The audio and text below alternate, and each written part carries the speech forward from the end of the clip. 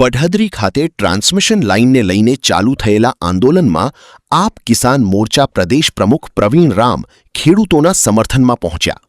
ખેડૂતોના આંદોલનમાં પ્રવીણ રામની સાથે પંકજ રાણસરિયા અને તેજસ ગાજીપરા ઉપસ્થિત રહ્યા. પઢાદરી ખેડૂત આંદોલનમાં પ્રવીણ રામે સરકાર પર કર્યા આકરા પ્રહારો કરતા શું જણાવ્યું, આવો સાંભળીએ. ગુજરાતની અંદર જે ટ્રાન્સમિશન લાઇનને લઈને જે આંદોલન ચાલુ છે એમની અંદર અત્યારે પડધરી મુકામે જે ત્રિદિવસીય ખેડૂત હિતરક્ષક સમિતિ દ્વારા જે આયોજન કરવામાં આવ્યું છે ટ્રાન્સમિશન લાઇનના વિરુદ્ધમાં જે કંઈ પ્રતિક ઉપવાસના જે કાર્યક્રમો 3 દિવસના છે એમની અંદર હું પોતે, મારી સાથે ભાઈ પંકજભાઈ રાણસરિયા, તેજસભાઈ ગાજીપરા, સાથે સાથે વસરામભાઈ અને સમગ્ર આખી ટીમ જે છે એ અહીંયા ખેડૂતોની મુલાકાત લઈ અને આ સમગ્ર આંદોલનને સમર્થન આપ્યું છે. ખેડૂતોની માંગ યોગ્ય છે. ખેડૂતોની પોતાની જમીન છે.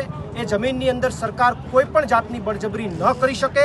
ત્યારે ખેડૂતોની જે કોઈ પણ માંગો છે એ માંગોની અંદર સરકારે ત્વરિત એનું નિરાકરણ લાવવું જોઈએ. એમણે જે પરિપત્રો કર્યા છે એ પરિપત્ર ખેડૂતલક્ષી નથી, એ કંપનીઓ લક્ષી છે. એટલા માટે ગુજરાતના ખેડૂતનું આંદોલન યથાવત છે અને એટલા માટે પડધરીમાં પણ આ આંદોલન ચાલુ છે. હું ગુજરાતના ખેડૂતોને પણ અભિનંદન આપું છું કે એણે સત્તા સામે પોતાની સાથે જે અન્યાય થયો છે એનો અવાજ ઉઠાવવાનો પ્રયત્ન કર્યો છે. આ દેશમાં બારડોલી, ખેડા, ચંપારણ જેવા સત્યાગ્રહો ખેડૂતો માટે ખૂબ થયા, એમાં પરિણામો મળ્યા છે.